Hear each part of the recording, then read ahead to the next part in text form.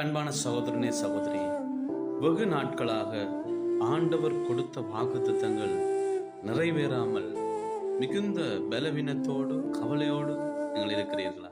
நாம் நினைத்து கொண்டிருப்போம், போன வருடம் எனக்கு ஆண்டவர் கொடுத்த வாக்குத்தத்தத்துக்கும் என்னுடைய வாழ்க்கையில நடக்கிற சம்பவத்துக்கும் எந்த ஒரு சம்பந்தமுமே இல்லையே.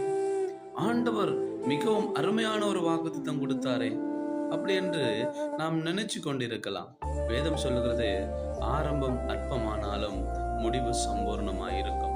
உடைய வாழ்க்கையில தேவன் கொடுத்த வாக்குத்தத்தங்கள் ஒரு நாளும் அது பொய்யாய் போய்விடாது.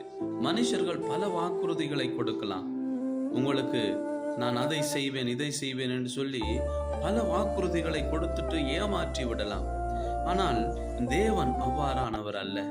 அவர் சொன்னதை செய்யும் அளவும் உங்களை கைவிடுவதில்லை.